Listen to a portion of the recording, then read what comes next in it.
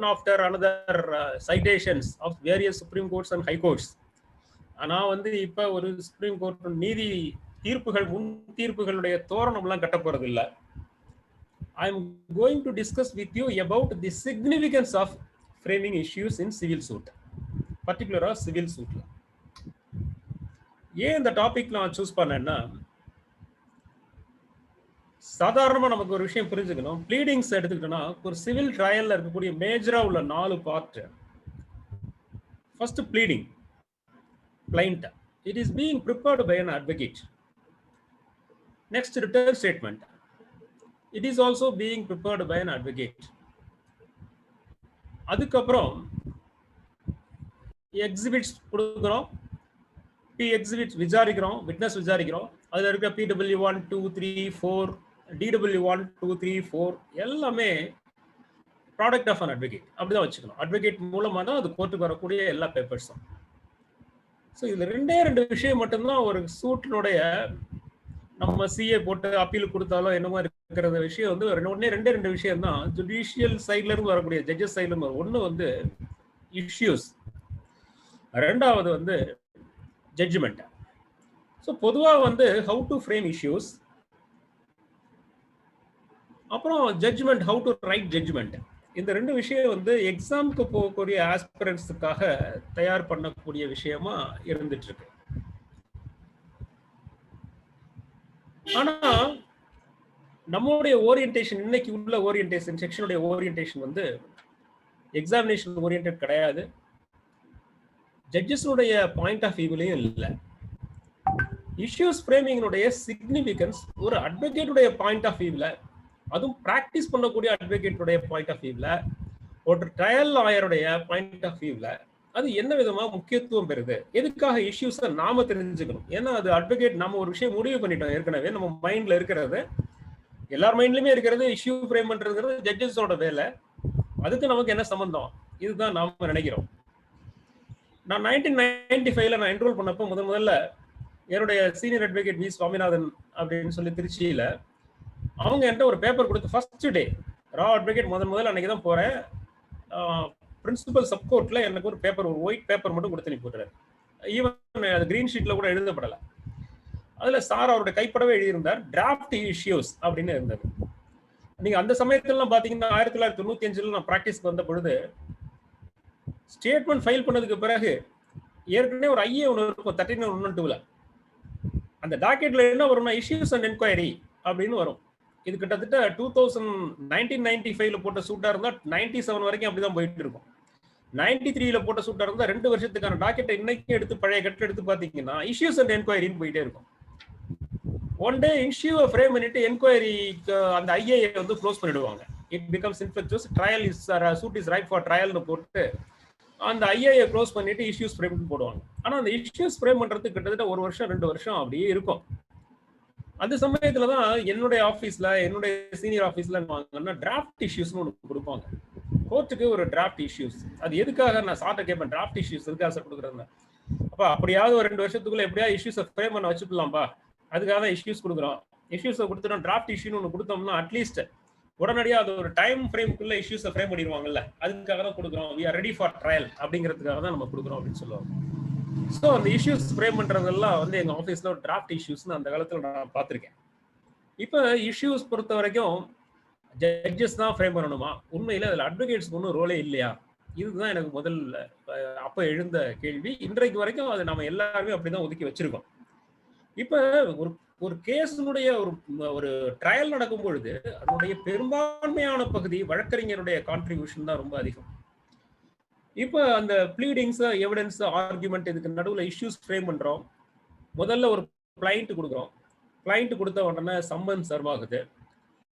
Blind கொடுக்குறப்ப ஒரு கோர்ட்ல என்ன பார்க்குறாங்க, லிமிடேஷன்ல இருக்கா, கோர்ட் ஃபீ கரெக்டாக ப்ளே பண்ணியிருக்காங்களா, ஜூரிஸ்டிக்ஷனுக்குள்ள வருதா அப்படிங்கிறத பொறுத்து ஒரு ஸ்க்ரீனிங், ஒரு ப்ரிலிமினரி ஸ்க்ரீனிங் பண்ணிட்டு இட் இஸ் கிட்டத்தட்ட பார்த்தீங்கன்னா ஒரு ரிஜிஸ்ட்ரேட் ஒர்க், அட்மினிஸ்ட்ரேட்டிவ் ஒர்க் மாதிரி தான் நடக்குது.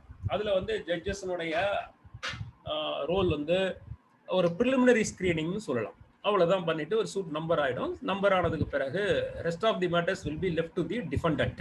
சம்மன் சர்வ் ஆயிடுச்சு. ஸோ அந்த அட்வொகேட்டுக்கு காப்பி போன பிறகு advocate is drafting return statement. Return ஸ்டேட்மெண்ட்டை ஒரு டிஃபெண்டன்ட் சைட்ல இருந்து ஃபைல் பண்றாங்க. ஸோ இப்போ கோர்ட்டுக்கு முன்னாடி ப்ளீடிங்கிற பேர்ல ஒரு கிளைண்ட் இருக்கு, ஒரு ரிட்டர்ன் ஸ்டேட்மெண்ட் இருக்கு. அதோட கூட அந்த ரிட்டர்ன் ஸ்டேட்மெண்ட்ல ஏதாவது கவுண்டர் கிளைம் இருந்தா அது ஒரு விதமான ப்ளீடிங். அந்த கவுண்டர் கிளைமுக்கு ஒரு ரிப்ளை ஸ்டேட்மெண்ட் பிளைன்டிஃப் போடுவாரே ஆனால் அதுவும் ஒரு ப்ளீடிங் தான். ஸோ அதிகபட்சமா ஒரு 4 விதமான ப்ளீடிங் இருக்கிறதுக்கு வாய்ப்பு இருக்கு ஒரு வழக்கில். Plaintiff, plaint, return statement, counter claim, ஒரு ரிப்ளை ஸ்டேட்மெண்ட். ஸோ ஆல்டுகெதர் இந்த 4ஐயும் வச்சுக்கிட்டு இப்போ ஜட்ஜு வந்து ரிட்டர்ன் ஸ்டேட்மெண்ட் ஃபைல்டு அப்படின்னதுக்கு பிறகு அடுத்த ஸ்டேஜ் நம்ம எல்லாருக்குமே தெரியும் இஷ்யூஸ் அப்படின்னு போடுறாங்க. ஸோ இஷ்யூஸ் ஃப்ரேம் பண்ண உடனே அடுத்தது இஷ்யூஸ் ஃப்ரேம்டு. ஒரு நாள் திடீர்னு பார்த்தீங்கன்னா இஷ்யூஸ் ஃப்ரேம்டு ட்ரையல்னு போட்டிருக்கோம். ஈவன் நம்ம ட்ரையல்னு போட்டதை கூட கவனிக்க மாட்டோம். ட்ரையல் லாஸ்ட் சான்ஸ்னு போட்டு நம்ம வக்கீல் குமாஸ்தா போஸ்ட் கார்டு போட்டு கிளையண்ட் வந்து நிற்பார். சார் உங்களுக்கு கடித லெட்டர் போட்டிருந்தார் சார் குமாஸ்தா அப்படின்னு வருவார். அப்போ தான் கூப்பிட்டு கிளார்க்கு கிட்ட கேட்போம், என்னப்பா ட்ரையல் லாஸ்ட் சான்ஸ் போட்டிருக்காங்க சார், அடுத்த வாரம் நீ ப்ரூஃப் எவிடன்ஸ் ரெடி பண்ணணுமா. இதுக்கு இடையில நம்ம ஸ்டேட்மெண்ட் போட்டதுக்கு இந்த கிளைண்ட் போட்ட அட்வொகேட்டை அந்த ட்ரையல் லாஸ்ட் சான்ஸ் வரைக்கும் அவரு அதுக்கப்புறம் பார்த்தே இருக்க மாட்டார். ரிட்டர்ன் ஸ்டேட்மெண்ட் போட்ட அட்வொகேட்டை ஸ்டேட்மெண்ட் போட்ட அடுத்த நாளைக்கு பிறகு அந்த ட்ரையல் லாஸ்ட் சான்ஸ் வர வரைக்கும் கரெக்டாக ஃபாலோ பண்ணியிருக்க மாட்டோம். ஸோ நடுவில் ஒரு இஷ்யூஸ்னு ஃப்ரேம் ஆகிறது முழுக்க முழுக்க பார்த்தீங்கன்னா ஜட்ஜஸ் பண்ணிடுவாங்க.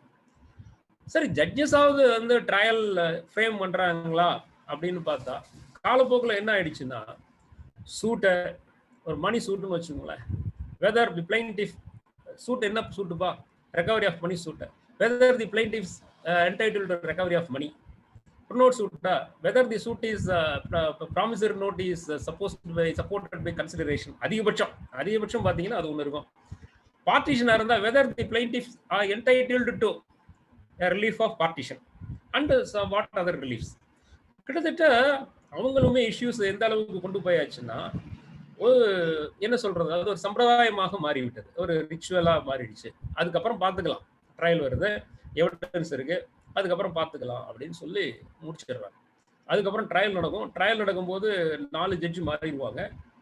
அட்வொகேட் சைட்லேயும் 2 அட்வொகேட் மாற வாய்ப்பு இருக்கு. எல்லாம் முடிஞ்சு கடைசியில் ட்ரையல் வந்து முடிஞ்சு ஆர்குமெண்ட் ஸ்டேஜில் கூட நம்ம நிறைய பேர் இஷ்யூஸ் என்ன கோர்ட்டில் ஃப்ரேம் பண்ணியிருக்காங்க, அதுக்கு தகுந்த நம்ம எவிடன்ஸ் கொடுத்துருக்கோமாலாம் பார்க்கறது இல்லை. அதுக்கப்புறமும் ட்ரையல்ல ஏதோ நம்ம எடுத்த எவிடன்ஸுக்கு நம்ம பேசியிருக்க ப்ளீடிங்க்கு ஒரு ஆர்குமெண்ட்டை பேசிட்டு வந்துடுறோம். பல சமயங்கள்ல ஜட்ஜ்மெண்ட் படிச்சு பார்க்கும்போது தான் இஷ்யூஸே சேர்த்து படிக்கிற பழக்கம் உண்டு. இன்னும் போனா அட்வொகேட்ஸுக்கு ஜட்ஜ்மெண்ட்டையும் ஃபுல்லா படிச்சு பார்க்குற பொறுமையெல்லாம் போயிடுச்சு. ஜெயிச்சாச்சுன்னா ஜெயிச்சாச்சு, தோத்தாச்சுன்னா தோத்தாச்சு, அவ்வளவுதான். ஸோ இந்த அளவுல தான் நாம வந்து தொழிலை செவ்வனே நடத்தி கொண்டு இருக்கிறோம் அப்படின்னு நான் நம்புறேன். அட்லீஸ்ட் குறைஞ்சபட்சம் நான் அப்படிதான் நடத்திட்டு இருக்கேன்னு வச்சுக்கலாம்னு வச்சுக்கோங்க. ஒரு நான் வந்து ஒரு கன்ஃபெஷன் கொடுக்குறேன் இன்னைக்கு.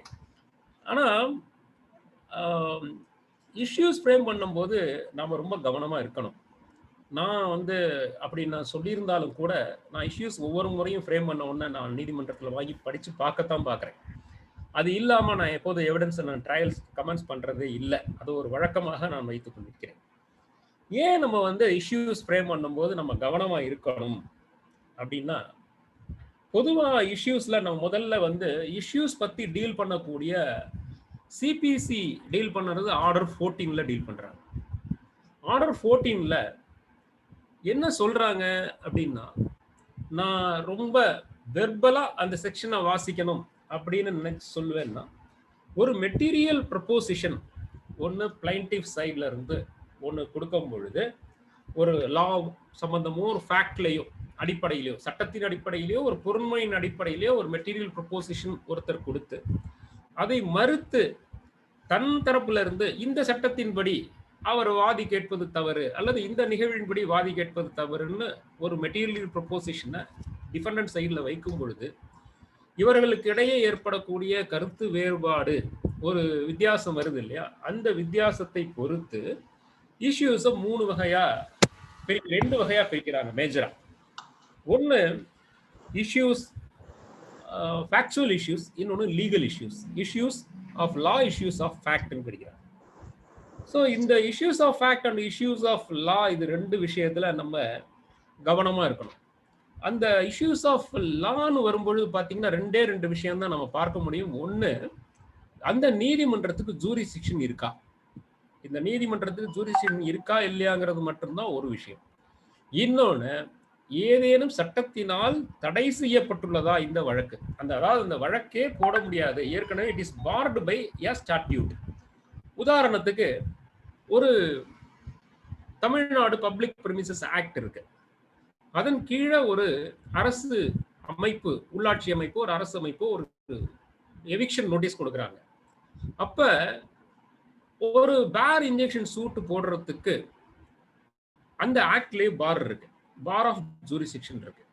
ஸோ அந்த மாதிரியான பார் ஆஃப் ஜூரிஸ்டிக்ஷன் இருந்து அந்த பார் ஆஃப் ஜூரிஸ்டிக்ஷன் மட்டுமே அந்த வழக்குல கவனிக்கப்பட வேண்டிய விஷயமாக இருந்தால் அது ஒரு விஷயத்தை நம்ம எழுப்பலாம். இன்னொன்னு, அந்த கோர்ட்டுக்கே ஜூரிஸ்டிக்ஷன் கிடையாது அப்படிங்கிற இரண்டு விஷயங்கள் மட்டும்தான் இஷ்யூ ஆஃப் லால வருது. ஃபேக்ட்ஸை பொறுத்த வரைக்கும் நம்ம பார்க்கிறது ரெண்டு விஷயத்தை பொறுத்து நம்ம. இன்னொன்று வந்து மிக்சடு லா அண்ட் ஃபேக்ட். அது எங்க வருதுன்னா, ஒரு பார்ஷியல் பார்ட்டிஷன் வச்சுக்கோங்களேன். ஒரு பார்ஷியல் பார்ட்டிஷன்ங்கிறது லீகல் ஆஸ்பெக்ட். அதாவது ஒரு பல சொத்துக்கள் இருக்கு, ஒரு வீடு இருக்கு, ஒருத்தருக்கு விவசாய நிலங்கள் இருக்கு. வீட்டை மட்டும் விட்டுட்டு, வீடு அவருடைய பொசிஷன்ல இருக்குங்கிறதுனால வீட்டை மட்டும் விட்டுட்டு அக்ரிகல்ச்சர் லேண்ட்ஸை பொறுத்து மட்டும் பொதுவா இருக்கு, அதை பிரிக்கணும்னு வழக்கு தாக்கல் செஞ்சா அந்த வழக்கு செல்லாது. ஸோ இது பார்ஷியல் பார்ட்டிஷன்ங்கிறது லீகல் ஆஸ்பெக்ட். ஆனால் உண்மையில அந்த மாதிரி சொத்துக்கள் விடப்பட்டிருக்குதா, அல்லது நான் ஜாயின்ட் ஆஃப் நெசசரி பார்ட்டி அப்படின்னா உண்மையிலே அது சொத்து ஆட்கள் விடுபட்டப்பட்டிருக்காங்க, தரப்பினர்கள் இல்லாம இருக்காங்களா? அதே மாதிரி ஊஸ்டர்ங்கிறது ஒரு சட்ட பிரச்சனை. ஆனா சட்டப்படி ஒருத்தருக்கு வந்து ஒரு சொத்துல பாகப்பிரிவினை கேட்கும் பொழுது இவங்க வந்து பாகத்துல இருந்து ஒரு யூஎஸ்ல தான் இருக்காரு அப்படின்னா அது ஊஸ்டர்ல வருமா வராதா, இதையெல்லாம் வந்து அட்வர்ஸ் பொசிஷன், இதெல்லாம் வந்து ஃபேக்ட்ஸும் இருக்கும், அதுல லாவும் இருக்கும். ஸோ இது இரண்டும் சம்பந்தப்பட்ட விஷயமாக இருக்குது ஃபேக்ட்ஸ். ஸோ இது மூணு விதமான இஷ்யூஸை நீதிமன்றம் ஃப்ரேம் பண்றதுக்கு வாய்ப்பு இருக்கு. சரி சார், அவங்க நீதிமன்றத்துல ஏதோ ஒரு விஷயத்த ஃப்ரேம் பண்ண போறாங்க, நமக்கு என்ன சார் இருக்கு, நமக்கு என்ன ரோல் இருக்கு அப்படின்னா, என்ன விஷயம் சொல்லப்படுதுன்னா, நான் நேரடியாக இதனுடைய ஆர்டர் 1, அதாவது ஆர்டர் 14 ரூல் 5, ஆர்டர் 14 ரூல் 5 அதை மட்டும் நான் கொஞ்சம் ஆழமா போக விரும்புறேன். At the first hearing of suit, இப்ப ஃபர்ஸ்ட் ஹியரிங்னா என்ன? முதல்ல இப்ப நான் முதல்ல சொன்னேன், ஃபர்ஸ்ட் ஹியரிங் அப்படிங்கிறது என்னன்னா, பிளைண்ட் கொடுக்குற நாள் கிடையாது, சம்மன் சர்வாயி முதல்ல டிஃபெண்டன்ட் ஆஜராகிறாரு அந்த நாள் கிடையாது. ஃபர்ஸ்ட் ஹியரிங்கிற வார்த்தையே எங்க வருதுன்னா, ஆர்டர் 1ல கிடையாது, 2ல கிடையாது, 3, 4, 5, 6, 7, 8, 9 வரைக்கும் கிடையாது. முதல்ல அந்த ஃபர்ஸ்ட் ஹியரிங்கிற வார்த்தை பயன்படுத்தப்படுறது ஆர்டர் 10ல. அப்பியரன்ஸ் ஆஃப் பார்ட்டிஸ் அப்பதான் வர்றாங்க. ஆர்டர் 9ல அப்பியரன்ஸ் ஆஃப் பார்ட்டி வர்றாங்க. அதுக்கப்புறம் examination of party, not examination of witness. Order 10 என்னன்னா, ஆர்டர் 9ல அப்பியரன்ஸ் ஆஃப் பார்ட்டிஸ், ஒரு பார்ட்டி கோர்ட்டுக்கு வர்றாரு, சம்மனம் வாங்கிக்கிட்டார், வர்றாரு, வந்தாருன்னா என்ன எஃபெக்ட், நான் அப்பியரன்ஸ்னா என்ன எஃபெக்ட், எக்ஸ்பார்ட்டி பண்றதா டிஸ்மிஸ் பண்றதா, இதெல்லாம் ஆர்டர் 9. ஆர்டர் 9ல 7 போடுவோம், ஆர்டர் 9 போடுவோம், ஆர்டர் 9 ரூல் 13 போடுறோம், சட்டசபை. இந்த பிரச்சனை எல்லா வேலையும் ஆர்டர் 9ஓட முடிஞ்சது. சரி, இப்ப எல்லாம் பார்ட்டி எல்லாம் வந்தாச்சு, கோர்ட்டுக்கு வந்து நிக்கிறாங்க, அப்பியரன்ஸ் ஆஃப் பார்ட்டி. இப்ப கோர்ட் என்ன பண்ணணும், இதுதான் ஆர்டர் 10 சொல்றது. நல்லா புரிஞ்சுக்கோங்க, ரொம்ப ரொம்ப ரொம்ப லாஜிக்கா இந்த விஷயம் ரொம்ப சிம்பிளா புரிஞ்சுக்கிட்டோம்னா, சிபிசி போல ஒரு அற்புதமான ஒரு கருவி ஒண்ணுமே கிடையாது. ஆர்டர் 10ல தான் முதல்ல நீதிமன்றத்தின் முன்னாடி பார்ட்டி வந்து நிக்கிறாங்க. இதுக்கு முதல்ல என்ன ஆச்சு, அட்வொகேட் கிளைண்ட் போட்டாரு, கோர்ட் வாங்கி வச்சுக்கிச்சு, வாங்கிக்கிட்டு சம்மன் அனுப்பிச்சிருச்சு. Court has not applied its mind. இப்ப இது கோர்ட் வந்து கிளைண்ட் வாங்கின உடனே காப்பியை ஒரு ப்ரிலிமினரி ஸ்கிரீனிங் பண்ணிட்டு நம்பர் பண்ணி, ஓகேப்பா ஸ்டேட்மெண்ட் போட, அவருக்கு ஒரு சம்மன் அனுப்பிடு அப்படின்னு சம்மன் அனுப்பிடுறாங்க. ஆர்டர் 9 வரைக்கும் யார் பார்ட்டியா இருக்கணும், என்ன பார்ட்டியா சேர்க்கணும், யார் என்னென்ன விஷயம் கேட்கணும், அவங்க அப்படி அப்பியர் ஆகலன்னா என்ன, இதெல்லாம் ஆர்டர் 9 வரைக்கும். 10ல தான் முதல்ல பார்ட்டி வந்து அப்பியர் ஆகிறார். இப்பதான் கோர்ட்டோட கையில இப்ப என்ன இருக்கு, கிளைண்ட் இருக்கு, ரிட்டர்ன் ஸ்டேட்மெண்ட் இருக்கு. இப்ப கிளைண்ட் இருக்கு, ரிட்டர்ன் ஸ்டேட்மெண்ட் இருக்கும் பொழுது இது ரெண்டையும் எடுத்து வைத்து கொண்டு கோர்ட் இப்பதான் முதல்ல கிளைண்ட் மட்டும் இருக்கிறப்ப கோர்ட் அப்ளை பண்ணல மைண்ட, ஸ்டேட்மெண்ட் வந்தாச்சு. இப்ப கோர்ட்டுக்கு this is the time to apply its mind in the suit. So Supreme Court வந்து ஃபர்ஸ்ட் ஹியரிங் என்ன அப்படிங்கறத எப்படி சொல்றாங்க அப்படின்னா the date on which court applies its mind in the suit in the case அப்படின்னு சொல்றாங்க. எந்த தேதியில முதல்ல நீதிமன்றம் தன்னுடைய முழுமையாக தன்னுடைய கவனத்தை நீதி அந்த வழக்கின் மீது திருப்புகிறதோ அதுதான் ஃபர்ஸ்ட் ஹியரிங். எப்ப? அட் தி எர்லியஸ்ட் பாயிண்ட் வந்து ஆர்டர் முதல்ல பார்ட்டி அப்பியர் அன்னைக்கு. சரி, பார்ட்டி இன்னைக்கு அப்பியர் ஆயிட்டாரு, சம்மன் போயாச்சு, பார்ட்டிஸ் வந்து அப்பியர் ஆயாச்சு, ஸ்டேட்மெண்ட் ஃபைல் பண்ணியாச்சு. ஸ்டேட்மெண்ட் ஃபைல் பண்ணதுக்கு பிறகு பார்ட்டி வந்து அப்பியர் ஸ்டேட்மெண்ட் ஃபைல் பண்ணியாச்சு. இப்ப பார்ட்டிஸ இப்ப கோர்ட் என்ன பண்ணணும் அப்படின்னா, இப்ப ஆர்டர் 10ல இருந்து இப்ப ஆர்டர் 14ல இஷ்யூஸ் ஃப்ரேம் பண்ணணும். ஆர்டர் 14 ரூல் 5ல என்ன சொல்றாங்கன்னா, rule 5ல at the first hearing of the suit the court shall, after reading the plaint and written statement, first hearing இருக்கணும், படிச்சு பார்க்கணும், plainட்டையும் ரிட்டன் ஸ்டேட்மெண்ட்டையும் படிச்சு பார்க்கணும், and examination under rule 2 order 10. இப்ப ஸ்கிரீன்ல ஆர்டர் 2 ரூல் 10 இருக்கு. I hope everybody is visible now. தெரியுதுங்களா? இப்ப ஆர்டர் 10 ரூல் 2க்கு போயிடுவோம். இப்ப வந்து கோர்ட் வந்து இஷ்யூ எப்ப ஃப்ரேம் பண்ணணுங்கிறதுக்கு ஃப்ரேமிங் ஆஃப் இஷ்யூஸ்ல ரூல் 1ல எத்தனை வகையான இஷ்யூஸ் இருக்குன்னு பார்த்துட்டோம், இஷ்யூனா என்னங்கிறத பார்த்துட்டோம். அதுக்கு அடுத்தது எப்படி ஃப்ரேம் பண்ணணுங்கிறத ரூல் 1ல சப்கிளாஸ் 5ல சொல்றாங்க. ஃபர்ஸ்ட் ஹியரிங்ல நீதிமன்றம் பிளைண்ட்டை படிக்கணும்ப்பா, ஸ்டேட்மெண்ட்டை படிக்கணும், படிச்சுட்டு முக்கியமான கண்டிஷன் போடுறாங்க. அண்ட் ஆர்டர் 10 ரூல் 2 படி பார்ட்டிஸ ஓரலா எக்ஸாமின் பண்ணணும்னு சொல்றாங்க. Have you seen this procedure is being followed in any of the court? எந்த கோர்ட்லயாவது இஷ்யூஸ் ஃப்ரேம் பண்றதுக்கு முன்னாடி பார்ட்டிஸ் கூப்பிட்டு ஓரல் எக்ஸாமினேஷன் பண்றதை நாம பார்த்திருக்கோமா? அல்லது நமக்கு அப்படி பண்ணணுங்கிற விஷயமாவது கான்சியஸ்னஸ் இருக்கா, விழிப்புணர்வு இருக்கா? நாம ரொம்ப சாதாரணமா அந்த ஆர்டர் 10 ரூல் 2 கடந்து போயிடுறோம். It is not so easy. Order 2 rule 10 என்ன அப்படின்னா, இப்ப ஆர்டர் 2 ரூல் 10 அப்படிங்கறத பத்தி வரும்போது நான் முதல்ல சொல்லிட்டேன், I am not going to அப்படியே அள்ளி ரூலிங்கா தெளிக்கிறதுக்காக வரல. நான் நிறைய விஷயங்கள் சிக்னிபிகன்ஸ் என்னங்கிறத தெரிஞ்சுக்கிறதுக்காக நம்ம இங்க இந்த செஷன் நான் வந்து ஆக்சுவலா எடுக்கிறேன். இப்ப இந்த ஆர்டர் 10 ரூல் 2 எப்படி சார் வந்தது? 76ல ஒரு அமெண்ட்மெண்ட் மூலமா வருது. 1976ல ஆக்ட் 104ல ஒரு அமெண்ட்மெண்ட் மூலமாக இந்த ரூல் 2 ஆர்டர் 10 ரூல் 2 வருது. இன்னொரு தகவல் உங்களுக்கு சொல்றேன். ஆர்டர் 10 ரூல் 2 வந்து இந்த அமெண்ட்மெண்ட்டுக்கு முன்ன இல்லைன்னா எப்படி இருந்திருக்கும் அப்படின்னு நீங்க தெரிஞ்சுக்கணும்னா, இந்த அமெண்ட்மெண்ட் எல்லாம் வராம சிபிசி ஒரிஜினலா எப்படி இருந்துச்சுங்கிறத தெரிஞ்சுக்கணும்னா இன்டர்நெட்ல போய் civil procedure code of Pakistan அடிங்க. இது சும்மா ஒரு உபரி தகவல். Civil procedure code of Pakistan அடிச்சீங்கன்னா சிபிசி வரும். அந்த சிபிசி தான் அன்அமெண்டட் சிபிசி. நம்ம சிபிசிக்கும் அந்த சிபிசிக்கும் எந்த வித்தியாசமும் கிடையாது. இதே ஆர்டர் 2 ரூல் 14 இருக்கு, இதே ஆர்டர் 10 ரூல் 2 இருக்கு. நீங்க தயவு செய்து போய் ஒரு இன்ட்ரெஸ்டிங்கான விஷயம், ஏன்னா சிவில் ப்ரொசீஜர் கோடுங்கிறது பாகிஸ்தானும் இந்தியாவும் பிரியறதுக்கு முன்னாடி இருந்த 1908ல உள்ள கோடு. அந்த கோடை it is being followed by both the countries as it is. சப்செக்வெண்டா அந்த 76ல வந்த அமெண்ட்மெண்ட் எல்லாம் அதுல வராது.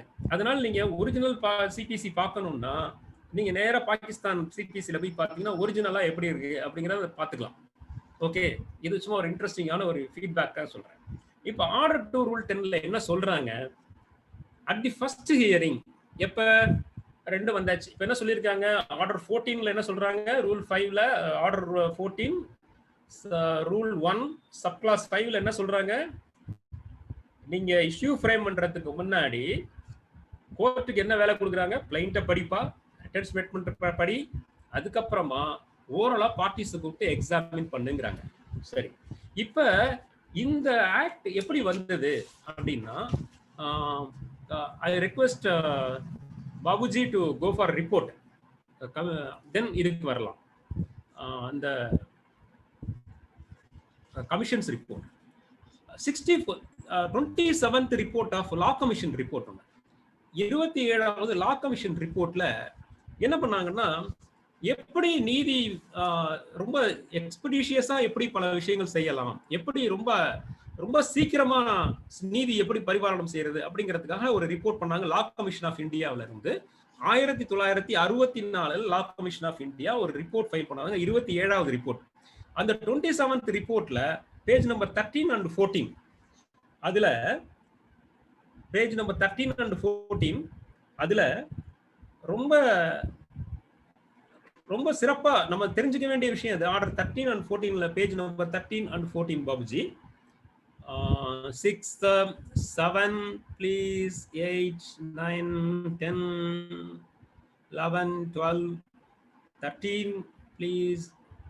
13 I think you have come. அப்படி இருக்கட்டும், அதுல ரொம்ப சின்னதா தான் இருக்கு, பட் இருந்தாலும் நான் வாசிக்கிறேன். 27th paragraph 27ல சொல்றாங்க, the framing of issue is an important step in the trial of a suit. ரொம்ப இம்பார்ட்டன்டான suit. sufficient attention is often not paid to this matter. பாருங்க, 1964ல இந்த பிரச்சனை இருந்திருக்கு. ரொம்ப முக்கியமான விஷயம்பா, ஆனா யாருமே நம்ம கவனிக்கிறதே இல்ல. The result is that இதல often போட்டிருக்காங்க, the sufficient attention is often not paid to this matter. நம்ம இப்போ வந்து never paid ன்னு மாத்திக்கலாம். The result is that some unnecessary issues are raised which delay the completion of the trial. Trial நடத்துறதுல நிறைய விஷயங்களை நம்ம பண்ண முடியல. அப்புறம் before the 28th paragraphல பாருங்க, before the issues are framed some kind of weeding out process seems to be necessary. களை எடுக்க வேண்டியது இருக்கு அப்படின்னு சொல்றாங்க. அடுத்த பேஜ்ல, நெக்ஸ்ட் பேஜ்ல 14, பேஜ் நம்பர் 14ல பேஜ் நம்பர் 14ல என்ன சஜஸ்ட் பண்றாங்கன்னா, இன் அமெரிக்கா, இந்த பாயிண்ட் தான் நான் இப்ப சொல்ல வர்றேன் உங்களுக்கு. In America pre-trial conferences have resulted in a large number of arrears being wiped out. arrears ரொம்ப அதிகமாகிறத pre-trial conference தான் இருக்கு. The law commission has rejected the proposal for pre-trial conferences. ஆனா law commission 14th ரிப்போர்ட்ல இந்த மாதிரி pre-trial conference தேவையில்லைன்னு சொல்லிருச்சு. ஏனென்றால், அதுதான் முக்கியம், ஏனென்றால் it was the opinion order 10 which provides for the examination of can serve the same purpose. என்ன சொல்லிட்டாங்கன்னா, ப்ரீ ட்ரையல் கான்ஃபரன்ஸ்னு ஒன்று அவசியம் இல்லப்பா. ட்ரையலுக்கு முன்னாடி ஒரு trial conference, pre trial conference. யார் யார் கான்ஃபரன்ஸ்ல இருக்கணும்? பார்ட்டிஸ் எல்லாரும், அட்வொகேட், ஜட்ஜ் எல்லாரும் உட்கார்ந்து ஒரு ப்ரீ ட்ரையல் கான்ஃபரன்ஸ் நடத்தணும். அதுலதான் இஷ்யூஸ் ஃப்ரேம் பண்ணணும். ஆனா அந்த ப்ரீ ட்ரையல் கான்ஃபரன்ஸ் அமெரிக்காவில் இருக்கு, நமக்கு ஏன் தேவையில்லைன்னா ஆர்டர் 10ல அந்த பர்பஸ் ஏற்கனவே சர்வ் ஆயிடுச்சு அப்படின்னு சொல்லிடுறாங்க. ஆகையினால 64th ரிப்போர்ட்ல சொன்ன சஜஷன்ஸ் படி ஒரு அந்த ப்ரீ ட்ரையல் கான்ஃபரன்ஸ் நடைமுறைப்படுத்துறதுக்கு தகுந்த மாதிரி ஆர்டர் 10 ரூல் 2 இன்ட்ரோடியூஸ் பண்றாங்க, அமெண்ட்மெண்ட்ல இன்ட்ரோடியூஸ் பண்றாங்க. So இப்போ ஆர்டர் 2 ரூல் 2 என்ன சொல்லுது? So we can go to the next part. இப்போ ஆர்டர் 2 ரூல் 2 படி தான் நம்ம இஷ்யூஸ் ஃப்ரேம் பண்ணணும். இதுதான் இந்த ஆர்டர் 2 ரூல் 2ங்கிறது தான் ஒரு அற்புதமான விஷயம். என்னன்னா, it makes advocates to participate, they can render very good contribution, they can take participation in the process of framing issues. யோசிச்சு பாருங்க, இஷ்யூஸ் ஃப்ரேம் பண்றதுல வழக்கறிஞர்களுக்கு ஒரு ரோலை கொடுக்கிறது, ஒரு பார்ட்டிசிபேஷன் பண்ண வைக்கிறது செக்ஷன் ஆர்டர் 10 ரூல் 2. ஆனா இதுல லீட் எடுக்க வேண்டியது யாருன்னா நீதிமன்றம், கோர்ட் ஷல். இப்ப நீதிமன்றங்கள் அதை லீட் எடுக்காததுனால, எந்த நீதிமன்றத்திலையும் இந்த ஆர்டர் 2 ரூல் 2 எக்ஸசைஸ் பண்ணாததுனால, கிட்டத்தட்ட நமக்கு இந்த விஷயம் தெரியாததுனால, புதையல் கீழே இருக்குங்க, நமக்கு தெரியணும்ல, தெரியாததுனால நாங்களும் நீதிமன்றத்துல அது வலியுறுத்துறது இல்லை.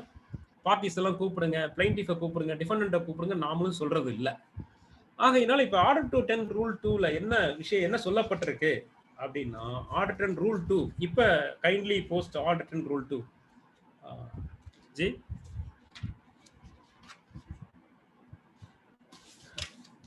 கேசவன் சார், ஆர்டர் 10 ரூல் 2ல என்னன்னா, at the first hearing court என்ன பண்ணலாம்னா, with a view to elucidate the matters in controversy, examine orally such parties to the suit appearing in person or person in court as deems fit.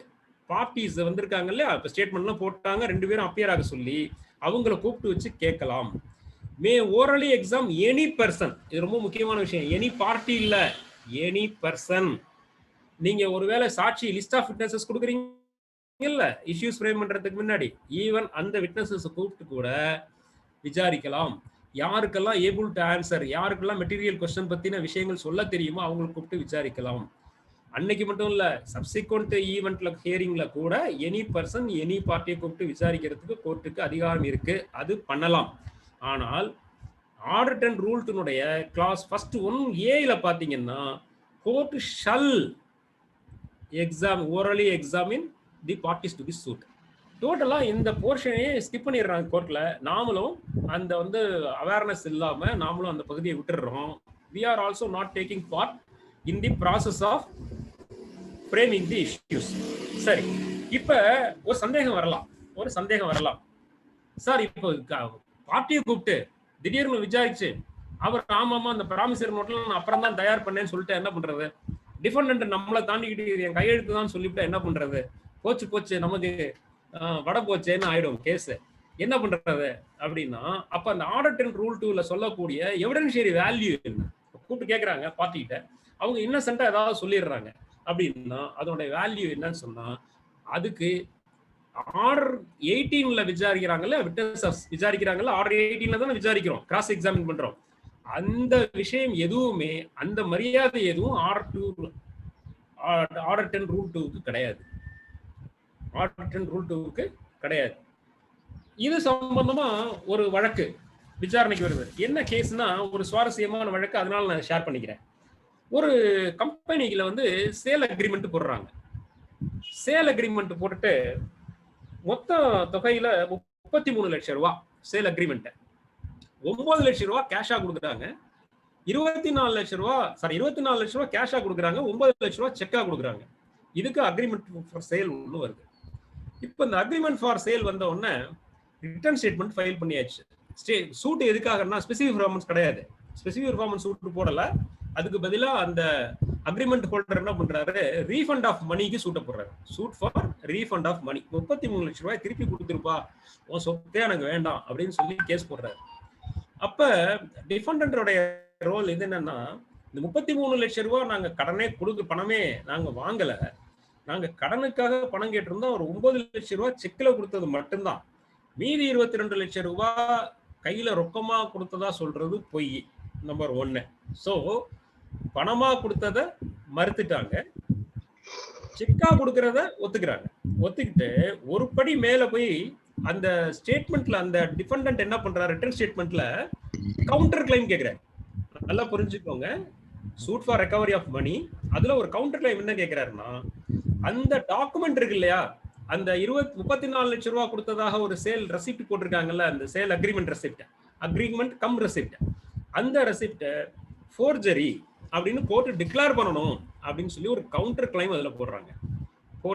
Counter claim போட்டுட்டு ஒரு suit ஒன்று criminal கோர்ட்ல ஒரு கேஸும் போடுறாங்க, magistrate கோர்ட்ல இந்த மாதிரி டாக்குமெண்ட்டை ஃபோர்ஜரி பண்ணி தயார் பண்ணிட்டாங்க அப்படின்னு ஒரு கேஸ் போடுறாங்க. ஸோ டிஃபென்ஸ் எப்படி எடுக்கிறாங்க பாத்தீங்கன்னா, எகிரி அடிக்கிறாங்க. டிஃபெண்டன்ட் என்ன பண்றாரு, 33 லட்சம் ரூபாய் நான் வாங்கலங்கிறதோட விடல, 9 லட்சம் ரூபாய் செக்கா வாங்கியிருக்கேன், மீதி உள்ள 24 லட்சம் ரூபாயை நான் வாங்கவே இல்லை, அக்ரிமெண்ட் ஃபோர்ஜரி பண்ணிட்டாங்க, ஆகையினால அது ஃபோர்ஜரி டிக்ளேர் பண்ணணும்னு கவுண்டர் கிளைம் சிவில் சூட்ல. இன்னொரு பக்கத்துல கிரிமினல் கோர்ட்ல ஒரு கேஸ் போட்டுறாங்க, இது ஃபோர்ஜரி அப்படின்னு சொல்லிட்டு ஒரு பெட்டிஷன் ஃபைல் பண்றாங்க. முதல்ல அந்த ஒரிஜினல் டாக்குமெண்ட் எல்லாம் கோர்ட் கஸ்டடியை கொண்டு வரணும், இவங்க ஃபோர்ஜரி பண்ணிட்டாங்க, இந்த பெட்டிஷன்ல ஃபோரன்சிக் சயின்ஸ் டிபார்ட்மெண்ட்டுக்கு அனுப்பணும், சிக்னேச்சர் எக்ஸ்பர்ட்ஸுக்கு அனுப்பணும், சயின்டிபிக் இதுக்கு அனுப்பணும் அப்படின்னு சொல்லி மனுவா போட்டு தள்ளுறாங்க. இப்ப கோர்ட்ல ஆர்டர் 10 ரூல் 2 இன்வோக் பண்றாங்க ஹைகோர்ட்ல. இது ஹைகோர்ட்ல ஒரிஜினல் ஜூரிஸ்டிக்ஷன்ல நடக்கிற மேட்டர், சிங்கிள் ஜட்ஜ் கிட்ட. இப்ப சிங்கிள் ஜட்ஜ் ஆர்டர் கேட்கிறாரு, கொஸ்டின் பண்றாரு, அவங்களை கூப்பிட்டு அந்த இதுக்கு இடையில அந்த கையெழுத்து போட்டு அந்த அந்த கேஸ் போட்டார் இல்லையா, அந்த வழக்கு போட்டவரை காலமாயிட்டாரு, 2 பேர்ல ஒரு பிரதிவாதி காலமாயிட்டாரு, ஒரு 2 பிரதிவாதி சேர்ந்து அந்த அக்ரிமெண்ட் கையெழுத்து போடுறதா சொல்றாங்க. அதுல ஒரு பிரதிவாதி ஆஜராகிறாரு. ஆஜரான உடனே இந்த ஆர்டர் 10 ரூல் 2 இன்வோக் பண்றதாக அந்த ஹைகோர்ட் ஜட்ஜ் என்ன பண்றாரு, இஷ்யூஸ் ஃப்ரேம் பண்றதுக்கு முன்னாடி, இப்ப நான் தான் சொன்னேன் இல்லையா, ஆர்டர் 2ல பார்ட்டிஸ் கூப்பிட்டு விசாரிக்கணும்னு. இப்ப விசாரிக்கிறாங்க. விசாரிக்கும் போது அந்த மேல கையெழுத்துக்கு மேல உள்ள போர்ஷன் எல்லாத்தையும் மறைச்சிட்டு, நம்ம நார்மலா கோர்ட்ல எல்லாம் கேட்போம்ல, எல்லாத்தையும் மூடிட்டு கீழே இருக்க கையெழுத்து இது உன்னோடதான்னு கேட்போம். அது மாதிரி அந்த கேஸ்ல அது ஒரு கம்பெனி, அந்த சொத்து கடன் வாங்கினது ஒரு கம்பெனி, இது உங்க கம்பெனி சீல் தானா, இது கம்பெனிக்காக நீங்க தான் கையெழுத்து போடுறீங்களா அப்படின்னு மேல அதெல்லாம் மறைச்சிட்டு கேட்கறாங்க. இந்த கையெழுத்து உங்களுக்கு தானா, இந்த சீல் உங்களுக்கு தானான்னு சொன்ன உடனே ஆமா அப்படின்னு அவர் சொல்லிடுறாரு. அவருடைய கேஸே என்ன, டிஃபென்ஸ் என்ன, அவருடைய டிஃபென்ஸ் வந்து இந்த டாக்குமெண்ட் எல்லாமே ஃபோர்ஜரி அப்படிங்கிறது தான். ஆனால் ஆர்டர் 10 ரூல் 2ல பார்ட்டியை கூப்பிட்டு விசாரிச்ச உடனே, இஷ்யூஸ் ஃப்ரேம் பண்றதுக்கு முன்னாடி விசாரிக்கிற உடனே அவர் என்ன சொல்லிடுறாரு, அது மூடிட்டு காமிக்கும் பொழுது அவர் வந்து இந்த கையெழுத்து சீல் என்னது மாதிரி தான் இருக்கு, என்னோடது தான் அப்படின்னு சொல்றாரு. ஆமா அந்த கையெழுத்து சீல் என்னோட தான், அதனால என்ன அப்படின்றாரு. உடனே அந்த இடத்துல பிடிச்சிக்கிறாங்க. இல்ல இவர் வந்து முக்கியமான விஷயத்த ஒத்துக்கிட்டாரு, ஆகையினால இவர் மேல அந்த கிரிமினல் கேஸ் இருக்கு இல்லையா, அதுல இந்த எவிடன்ஸை அதுல வந்து இந்த அட்மிஷனா ட்ரீட் பண்ணிட்டு அந்த வழக்குல கிரிமினல் கேஸ்ல அவர் மேல நடவடிக்கை எடுக்கணும் அப்படின்னு ஒரு பிரச்சனை வரும் பொழுது சுப்ரீம் கோர்ட்டுக்கு இந்த மேட்டர் போய் 2000 ஆக்சுவலா இது 2010 SCC 8 SCC 452, இது ரொம்ப முக்கியமான கேஸ், எல்லாருமே படிச்சு பார்க்க வேண்டிய விஷயம். அந்த வழக்குல என்ன சொல்லிடுறாங்கன்னா, இந்த வழக்குல தான் இந்த ஃப்ரேமிங் ஆஃப் இஷ்யூஸ் சமயத்துல செக்ஷன் ஆர்டர் 10 ரூல் 2 எந்த அளவுக்கு ரோல் பண்ணலாங்கிறதுக்கு ரொம்ப தெளிவான கிளாரிபிகேஷன் வந்து ஒரு கார்டினல் ரூல்ஸ் வந்து இதுல தான் கொடுக்குறாங்க. இந்த கேஸ்ல தான் இருக்கு. இந்த கேஸை கட்டாயமாக ஃப்ரீயா இருக்கும்போது கட்டாயமா எல்லாருமே படிச்சு பாருங்க. இதுல என்ன சொல்லிடுறாங்கன்னா, இந்த ஆர்டர் 10 ரூல் 2ல இருக்கக்கூடிய எதுவுமே பார்ட்டிய சத்தியப்பிரமாணத்தின் மீது முதல்ல விசாரிக்கிறது இல்ல. முதல் விஷயம் புரிஞ்சுக்கணும். இப்ப ஒரு விஷயத்தை கிளாரிஃபை பண்ணிட்டாங்க சுப்ரீம் கோர்ட்ல, பெட்டியில ஏற்றி சத்தியமா சொல்றேன்னு சொல்லி எல்லாம் எடுக்கக்கூடாது எவிடன்ஸ. இது எப்படின்னா, கேஷுவலா அட்வொகேட்டை கூப்பிட்டு, பிளைண்டிஃபை கூப்பிட்டு, ரிட்டர்ன் டிஃபெண்டன்ட்டை கூப்பிட்டு, என்னப்பா பிரச்சனை, ஏதோ ப்ரொனோட்ல 10 லட்சம் வாங்கினா சொல்றாரு, இல்லைங்க 2 லட்சம் ரூபா தான் வாங்கணும் அப்படின்னு சொன்னா கிட்டத்தட்ட ஒரு விஷயத்த குறைக்கிறதுக்கான ஒரு விஷயம். சப்போஸ் அவங்க சொல்றாங்கன்னு வச்சுக்கோங்க, என்னோட கையெழுத்து என்னோடது தான், ப்ரொனோட்ல உள்ளதெல்லாம் என்னோடது தான், ஆனா நான் வந்து 10ல 1 லட்சம் வாங்கினது உண்மைதான் சார், ஆனா 50,000 நான் திருப்பி கொடுத்துட்டேன், ஆகையினால இந்த கையெழுத்து என்னோடது இல்லை, நான் கட்சி பண்ணியிருக்கேன்னு ஒருவேளை டிஃபெண்டன்ட் சொன்னால், அப்ப கோர்ட் வந்து ப்ளீடர் கிட்ட சொல்லி, இது எதுக்கு பிரச்சனையை போய் வளர்த்துறீங்க, 50,000 கொடுத்துட்டேங்கிறத உங்களுடைய ஸ்டேட்மெண்டா இருக்க முடியும் அப்படின்னு ஒரு அமெண்ட் பண்றதுக்கு ஒரு ஆப்ஷன் கொடுக்கலாம். கம்பல் பண்ண முடியாது. சோ ஒரு ஆர்டர் 10 ரூல் 2ல ஒரு கலந்தாய்வை நடத்தி விசாரிச்சு, அட்வொகேட்டை விசாரிச்சு, எல்லாரையும் விசாரிச்சு தான் நீங்க வந்து இஷ்யூ ஃப்ரேம் பண்ணணும் அப்படிங்கிறது ஆர்டர் 10 ரூல் 2ல இருக்கு. அதை நாம வந்து அந்த ப்ரீ ட்ரையல் கான்ஃபரன்ஸை நம்ம we have not utilized in efficient manner. இப்ப இப்ப வந்து அடுத்தது பாத்தீங்கன்னா, ஃப்ரேமிங் ஆஃப் இஷ்யூஸ்ல முதல்ல இஷ்யூ ஃப்ரேம் பண்றாங்க. இஷ்யூ ஃப்ரேம் பண்ணும்போது ஒரு லீகல் இஷ்யூவை ஃப்ரேம் பண்ணணும் அப்படின்னு கோர்ட் வந்து ப்ரிலிமினரி இஷ்யூவா முடிவு பண்ணியாச்சுன்னா, மற்ற இஷ்யூஸை அவங்க போஸ்ட்போன் பண்ணிடணும். நீங்க ஒன்ஸ் வந்து எல்லா இஷ்யூஸையும் ஃப்ரேம் பண்ணிட்டீங்கன்னு சொன்னா எல்லா இஷ்யூஸ்க்கும் ஆன்சர் பண்ணணும்.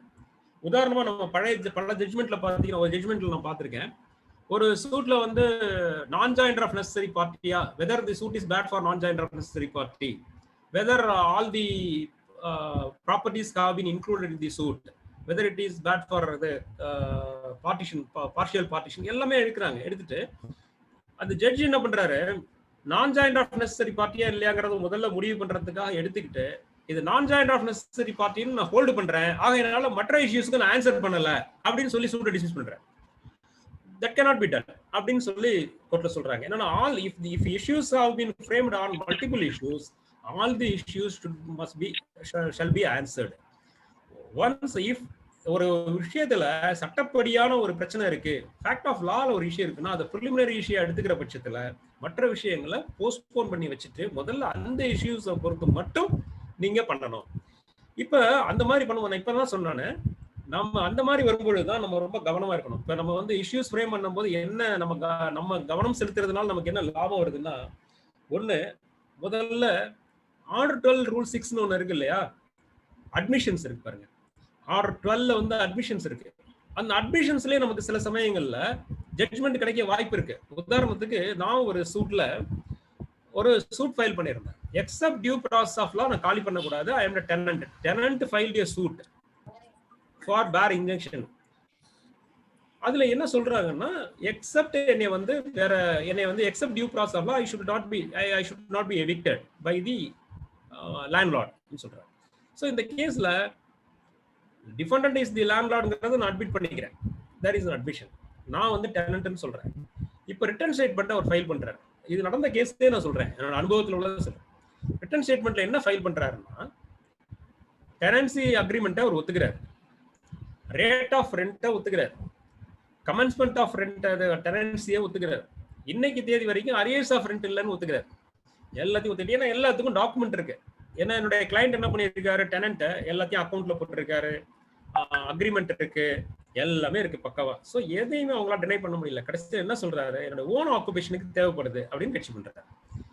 இப்ப ஜட்ஜ் என்ன பண்ணாங்க, இதுல வந்து ட்ரையபிள் இஷ்யூவே இல்லை. இதுல வந்து இப்போ ஆர்டர் 14ல என்ன இருக்குன்னா, when there is no issue, படிச்சு பாருங்க, ப்ளீடிங் படிச்சு பாருங்க, படிச்சு பார்த்துட்டு இன்கேஸ் தேர் இஸ் ரெண்டு பேருக்கு நடுவுல ஒரு ட்ரையபிள் இஷ்யூவே இல்லை அப்படின்னு சொன்னாக்கா டைரக்டா அட்மிஷன் ஜட்ஜ்மெண்ட்டுக்கு போயிடலாம். இப்ப அந்த கேஸ்ல என்ன இருந்ததுன்னு சொன்னாக்கா, நம்ம இதுல போய் அந்த ஒரு ஜட்ஜ் என்ன பண்ணாங்க, அந்த சமயத்துல இருந்த ஃபார்ச்சுனேட் அந்த ஜட்ஜ், அன்னைக்கு இருந்த ஜட்ஜ் வந்து ஸ்டேட்மெண்ட்லாம் படிச்சு பார்த்துட்டு டிஃபெண்டன்ட் அட்வொகேட் என்னையும் கூப்பிட்டு டிஃபெண்டன்ட் அட்வொகேட்டை கேட்டார், sir you have admitted tenancy, rate of tenant, அது ரெண்ட் எல்லாத்தையும் அட்மிட் பண்ணிட்டீங்க, உங்களுக்கு என்ன வேணும், நீங்க யூ ஆர் புட்டிங் இது ஒரு இந்த இதுலயே இல்லாத இந்த கேஸ்லயே சம்பந்தம் இல்லாத ஒரு டிஃபென்ஸ் எடுக்கிறீங்க, என்னோட ஓன் ஆக்குபேஷனுக்கு வேணும்னு கேட்குறீங்க. If it is so you should have gone under rent control act. அப்போ ரெண்ட் கண்ட்ரோல் ஆக்ட் அமல்ல இருந்தது. ஸோ ரெண்ட் கண்ட்ரோல் ஆக்ட்ல நீங்க ஆர்சிஎபி போட்டு எவிக்ஷன் எடுத்துக்க வேண்டியதான். இதுல அவங்க கேட்டிருக்கிறது வந்து ஸ்கோப் ரொம்ப கம்மி. ஏன்னா இன்ஜெக்ஷன் கட்டிருக்காங்க, எக்ஸப்ட் டியூ ப்ராசஸ் ஆஃப்லாம் காலி பண்ணக்கூடாதுன்னு சொல்லியிருக்காங்க. என்ன பண்ணட்டும் அப்படின்னு கேட்டாங்க. அந்த அட்வொகேட்டும் கோர்ட்டுக்கு நான் விட்டுறேன்னு சொன்னாரு. அன்னைக்கே பாத்தீங்கன்னா without any trial suit was decreed as prayed for as under order 12 rule 6 அட்மிஷன்ல அவங்களுக்குள்ள வித்தவுட் வெயிட்டிங் ஃபார் இதாயிடுச்சு. இது ஒரு பெரிய லாபம் இருக்கு நமக்கு. ஸோ நாம வந்து அதை விட்டுட்டு இந்த கேஸ்ல போய் நான் ஒரு ட்ரையலை பெட்டியில ஏற்றி, நம்ம பார்ட்டியை பெட்டியில ஏற்றி விசாரிச்சு அவனை ஏற்றி, நீ இதெல்லாம் ஒத்துக்கிறியா, கரன்சி எல்லாம் ஒத்துக்கிறியா, நீ இப்போ அதுக்கு தானே போகணும், நீங்கள் இங்கே வந்துட்டு கூடாது, சஜஷன் தானே போடுவோம், சஜஷன் தான் போடுவோம், நீங்கள் வந்து எல்லாத்தையும் ஒத்துக்கொண்டு வந்திருக்கீங்க, ஆகையினால் நீங்க ரெண்ட் கண்ட்ரோல் ஆக்டுக்கு தான் போயிருக்க வேண்டுமே தவிர இந்த நீதிமன்றத்திற்கு வரக்கூடாது. நம்ம ஒரு ட்ரையலை போட்டு நடத்தி அவனை கிராஸ் எக்ஸாமினேஷன் பண்ணி இதுக்கப்புறம் ஒரு சூட்டு நடத்தி, சில ஜட்ஜஸ் என்ன பண்ணுவாங்க, இன்னொரு ஆபத்து இருக்கு இதுல, காஸ் ஆஃப் ஆக்ஷன் இல்ல, அதுல அது வேற சொல்லியிருந்தாரு, நான் வந்து இவரை போய் மிரட்டலாம் இல்ல, ஆகையினால இந்த சூட்டு காஸ் ஆஃப் ஆக்ஷன் இல்லைன்னு. சில ஜட்ஜஸ் என்ன பண்ணுவாங்க, காஸ் ஆஃப் ஆக்ஷன் இல்லைன்னு சொல்லி டிஸ்மிஸ் பண்ணக்கூடிய வாய்ப்பு இருக்கு. ஆகையினால இந்த மாதிரி விஷயத்தெல்லாம் நம்ம அவாய்ட் பண்ணலாம்னா, அந்த வழக்குல பாத்தீங்கன்னா சூட் போட்டோம், இப்போ ஸ்டேட்மெண்ட் போட்டாங்க, ஸ்டேட்மெண்ட் போட்ட உடனே ஜட்ஜ் வந்து அந்த சீரியஸா அந்த ஜட்ஜ் உட்கார்ந்து உண்மையிலே he applied his mind. First ஹியரிங்ல he applied his mind. Advocate ரெண்டு பேரையும் கூப்பிட்டு வச்சு கிட்டத்தட்ட இந்த ஆர்டர் 10 ரூல் 2 அவர் ஃபாலோ பண்ணதுனால ஒரு ட்ரையல் அந்த கேஸ்ல நடக்கவே இல்லை. இன்னொரு வழக்கு ஒன்று படித்தேன், திருமங்கலத்துல இருந்து ஒரு கோர்ட்ஸ் வருது. அதுல என்னன்னா ரொம்ப சிம்பிளான ஒரு பார்ட்டிஷன் சூட்டை பெண் ஒரு லேடி போடுறாங்க. அவங்க பிரதர்ஸ் வந்து கண்டென்ட் பண்றாங்க. என்ன சொல்றாங்கன்னா, வில் எடியூசர் எங்க அப்பா அப்பெல்லாம் கிடையாது, எங்க 40 வருஷத்துக்கு முன்னாடி இந்த அம்மா கல்யாணம் ஆயிடுச்சு, கல்யாணம் ஆகும்போது நிறைய நகையெல்லாம் செஞ்சுட்டோம், கல்யாணத்துக்கு நிறைய எக்ஸ்பெண்டிச்சர்லாம் பண்ணிட்டோம், அவங்களுக்கு ஒவ்வொரு தீபாவளிக்கும் அவங்களுக்கு எல்லாமே நாங்க செய்ய வேண்டியதெல்லாம் செய்யறோம், ஆகையினால அவங்களுக்கு பார்ட்டிஷன் கொடுக்க வேண்டிய அவசியம் இல்லை அப்படின்னு சொல்றாங்க. இதுல என்ன டிஃபென்ஸ் இருக்கு பாருங்க, ஒரு டிஃபென்ஸும் கிடையாது. ஆனா இந்த வழக்குல சூட் வந்து 2007 நடந்ததுன்னு நினைக்கிறேன். அந்த suit if I am right 2000 இந்த வழக்கு வந்து இதுவும் ரிப்போர்ட்டும் ஆயிருக்கு, இந்த கேஸ் வந்து ரிப்போர்ட்டும் ஆயிருக்கு, பத்மாவதி அம்மாள் ஆகி அம்மாள்னு. எப்பன்னா 1997 வழக்கு போட்டு, அப்புறம் ஃபர்ஸ்ட் அப்பீல் 97 வந்து, second appeal 2000 2000 second appeal number ஆகி 2017 ஜஸ்டிஸ் வேல்முருகன் வந்து அந்த சூட் டிஸ்போஸ் ஆகுது. என்னென்ன ஜுவல்ஸ் கொடுத்தது, நகை கொடுத்தது, தீபாவளிக்கு சீர் பண்றதெல்லாம் கிரவுண்டே கிடையாது, பார்ட்டிஷன் இல்லைன்னு சொல்றதுக்கு அப்படின்னு சொல்லி இதுக்கு இத்தனை கோர்ட்ல வந்து 1997 இருந்து 2018 வரைக்கும் எல்லாமே எக்ஸாஸ்ட் பண்ணியிருக்காங்க. லோயர் கோர்ட் எக்ஸாஸ்ட் பண்ணியிருக்காங்க, அப்பீலேட் கோர்ட்டுக்கு போயிருக்காங்க, செகண்ட் அப்பீலேட் கோர்ட்டுக்கு வந்திருக்காங்க. இதெல்லாம் அவசியமே கிடையாது. இது எப்ப அவசியம் இல்லாம இருந்திருக்கும்னா, இந்த ஃபர்ஸ்ட் ஹியரிங்ல அந்த ட்ரையல் ஜட்ஜ் வந்து மைண்ட் அப்ளை பண்ணி இருந்தாருன்னா இவ்வளவு பெரிய ட்ரையலை வந்து நிச்சயமா தடுத்திருக்க முடியும், அவாய்ட் பண்ணியிருக்க முடியும். ஸோ இன்னொரு சில சூட்ஸ்ல என்னன்னா, இப்ப ஒரு லீகல் ஹையர் சூட் நான் வந்து எனக்கு வந்த வழக்குகளை வச்சே நிறைய விஷயங்கள் சொல்றேன். ஒரு சூட்ல என்ன பிரச்சனைன்னா, 2 ஒய்ஃப், அவங்களுக்கு 2 குழந்தைங்க, ஒரு கவர்மெண்ட் எம்ப்ளாயி இறந்து போயிட்டாரு. அவங்க கவர்மெண்ட் எம்ப்ளாயிஸ் என்ன சொல்றாங்கன்னா, கவர்மெண்ட்ல உங்களுக்கு கம்பேஷனேட் கிரவுண்ட்ல வேலை கொடுக்கணும் அப்படின்னா, அல்லது மற்ற பெனிஃபிட்ஸ் எல்லாம் வாங்குறதுக்கு, ஃபேமிலி பென்ஷன் எல்லாம் வாங்கணும்னா எங்களுக்கு லீகல் ஹேர் சர்டிபிகேட் வேணும் அப்படின்னு சொல்றாங்க. ஸோ லீகல் ஹேர் சர்டிஃபிகேட் வாங்கணும்னா கோர்ட்ல அவங்க என்ன சொல்லிட்டாங்க, தாசில்தார் ஆஃபீஸ்ல நீங்க கோர்ட்டுக்கு போங்கன்ட்டான். ஸோ இது ஃபர்ஸ்ட் இஷ்யூ. அவங்களுக்கு ப்ராப்பர்ட்டிஸ் நிறைய இருக்கு, அது பார்ட்டிஷன் வேற பண்ணணும். இப்போ ஒரு சூட்ட போறாரு அந்த advocate, declaration as to legal heirship ஒரு ப்ரேயர், ரெண்டாவது பார்ட்டிஷனுக்கு அடுத்த ப்ரேயர். இப்போ என்ன ஆயிடுச்சு, ஃபர்ஸ்ட் ஹியரிங்லயே இது கேட்கவே இல்லை. ஃபர்ஸ்ட் ஹியரிங்ல உட்காந்து இந்த கான்ஃபரன்ஸ் நடக்கல. அந்த வழக்குல என்ன பண்ணாங்கன்னா, டைரக்டா எடுத்த உடனே whether they are legal heirs of the deceased so and so person, அடுத்தது whether if it is so இவங்களுக்கெல்லாம் பார்ட்டிஷனுக்குலாம் இது இருக்கா, இதெல்லாம் நிறைய வந்து. ஆனா அதுல பிரச்சனை என்னன்னா, அந்த ஃபர்ஸ்ட் ஒய்ஃபோட பிள்ளைங்களும் செகண்ட் ஒய்ஃபோட பிள்ளைங்க, ஃபர்ஸ்ட் ஒய்ஃப் செகண்ட் ஒய்ஃப் இவங்களுக்குள்ள என்ன இஷ்யூ வந்து முடிஞ்சிருச்சுன்னா, லீகல் ஹைட்ஸை பொறுத்த வரைக்கும் டிக்ளேர் பண்ணிடலாம், பார்ட்டிஷன்ல மட்டும்தான் அவங்களுக்குள்ள நிறைய பிரச்சனைகள் இருந்தது. பார்ட்டிஷன்ல மட்டும்தான் ஒரு பையன் வந்து என்ன சொன்னா, ஃபர்ஸ்ட் ஒய்ஃபோட பிள்ளைங்களுக்கு செகண்ட் ஒய்ஃபோட பிள்ளைங்களுக்கு ஒரு வில்ல இந்த மாதிரி எழுதி வச்சிருக்கா சொல்லி கண்டெஸ்ட் பண்றான். ஆக இந்த வழக்குல என்ன பிரச்சனை இல்லைன்னா, லீகல் ஹேர்ஷிப்பை பொறுத்த வரைக்கும் ஒரு பிரச்சனையும் இல்லை. ஹேர்ஷிப்ல ஒத்துக்கிறாங்க, எல்லாமே ஓகே கொடுக்கலான்றாங்க. ஆனாலும் தாலுகா ஆஃபீஸ்ல கொடுக்கறதுக்கு ரெடியா இல்லை. 2 பொண்டாட்டிக்காரன்னா நான் கொடுக்க மாட்டேன், கோர்ட் போய் பார்த்துக்கன்றான். இதை கிளப் பண்ணி ஒரே சூட்டா போட்டதுனால அவங்களுக்கு லீகல் ஹேர் சர்டிபிகேட்டும் கிடைக்கல.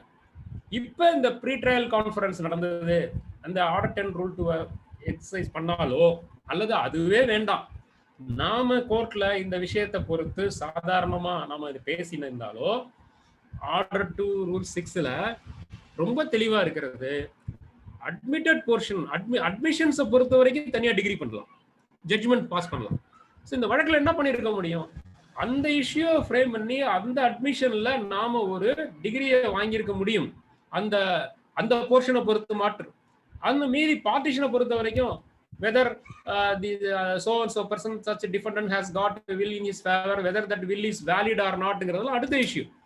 ஸோ இதை வந்து இந்த விஷயத்திலையும் நாம ஒரு கவனமா செயல்பட்டு இருந்தா அந்த சூட்லையும் ஒரு ஸ்பிளிட்டட் டிகிரி வாங்கி இருந்திருக்கலாம். ஒரு இன்டரிம் ஜட்ஜ்மெண்ட், அதுல ஒரு இன்டரிம் ஜட்ஜ்மெண்ட் ஆர்டர் 12 ரூல் 6ல வாங்கியிருக்கலாம். இன்னொரு விஷயம் இருக்கு, நம்ம கிரிக்கெட்ல எல்லாம் பார்ப்போம். கிரிக்கெட்ல என்ன, ஒரு கிரிக்கெட்ல வந்து ஒரு டீம் வந்து ஃபர்ஸ்ட் விளையாடுற டீம் வந்து ஒரு 526 ரன்ஸ் எடுத்துருவோம்.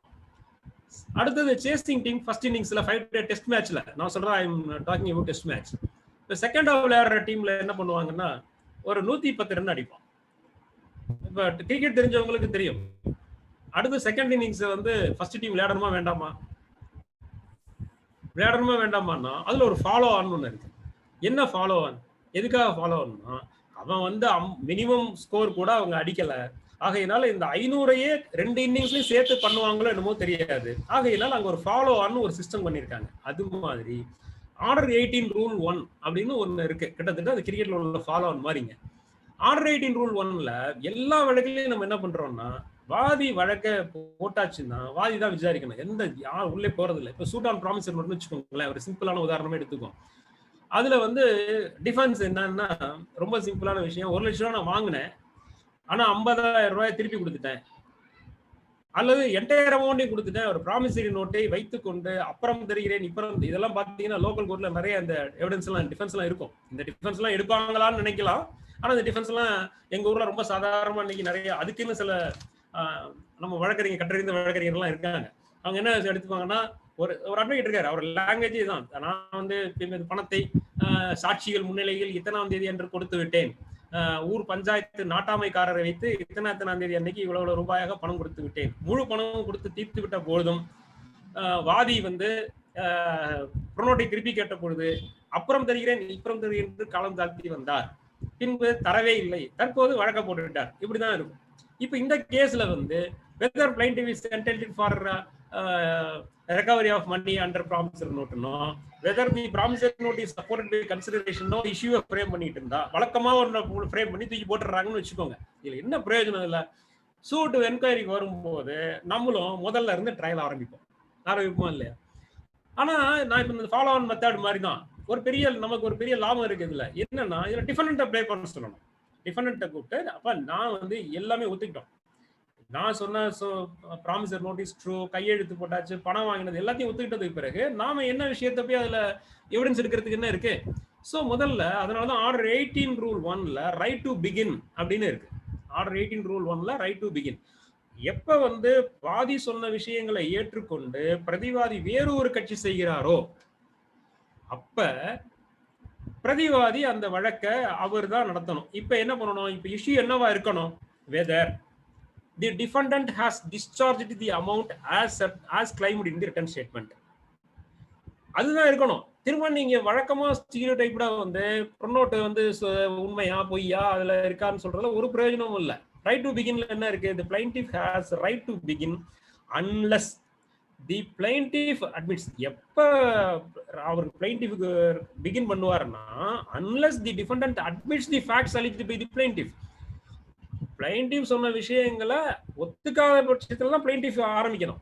and contends that either point of law or some additional facts alleged by the defendant, plaintiff is not entitled to any part of the relief which he seeks. In such a case, defendant has right to begin. Defendant உரிமை இருக்கு அப்படின்னு சொன்னாலுமே கூட அது வந்து அவருக்கு ஒரு கடமையாகவும் மாறிடுது. இப்ப என்ன தேவை ஒரு விஷயம், அதே மாதிரி ஒரு பார்ட்டிஷன் சூட்டை வச்சுக்கோங்களேன்.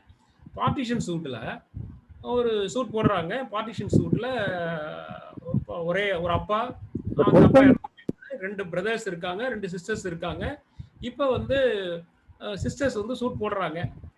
இப்ப பிரதர்ஸ் வந்து சூட் வந்து அப்பாவோட செல்ஃப் அக்வைர்ட் ப்ராப்பர்ட்டின்னு ஒத்துக்கிறாங்க, அப்பா இறந்த தேதியை ஒத்துக்கிறாங்க. ஆனால் எங்க அப்பா எங்களுக்கு உயில் எழுதி வச்சுட்டாங்கன்னு சொல்றாங்க. வேற ஒரு டிஃபென்ஸும் கிடையாது, வேற டிஃபென்ஸே கிடையாது, உயில் மட்டும்தான் டிஃபென்ஸ். இந்த உயில் பிரகாரம் டிஃபென்ஸ் எடுத்துட்டு ஒரு கவுண்டர் கிளைம் கேட்கறாங்க. அதுல இந்த மாதிரி வந்து சூட்டு அடிக்கடி தொந்தரவு பண்றாங்க, பாகம் கேட்டு இடத்துல வந்து தகராறு பண்றாங்க, எங்களை விவசாயம் பண்ண விட மாட்டேங்கிறாங்க, ஆகையினால இந்த உயில் படி நாங்க தான் உரிமையாளர்னு கோர்ட் அறிவிக்கணும் அப்படின்னு ஒரு டிக்ளரேஷன் கேட்கறாங்கன்னு வச்சுக்குவோம். இப்ப இந்த சூட்ல யாரு கமெண்ட்ஸ் பண்ணணும்? டிஃபெண்டன்ட் தான் கமெண்ட்ஸ் பண்ணணும். ஏன்னா இப்ப இஷ்யூ ஃப்ரேம் பண்ணும்போது நம்ம கவனமா இருந்து என்ன பண்ண வைக்கணும் கோர்ட்னா, இதுல வழக்கம் போல இந்த ஸ்டேட்மெண்ட்டையும் பார்க்காம கவுண்டர் கிளைமையும் பார்க்காம whether the plaintiffs are entitled for relief of partition அப்படின்னு இந்த வெதர்னு ஒரு வார்த்தையை சேர்த்து விட்டு ஒரு இஷ்யூவை ஃப்ரேம் பண்ணி கோர்ட்ல கட்டி தூக்கி போட்டாங்கன்னா நாமளும் வாங்குன்னு திரும்ப அதே மாதிரி ஸ்டீரியோ டைப்ல டிராவல் பண்ணக்கூடாது. அப்ப என்ன செய்யணும்? கோர்ட்டுக்கு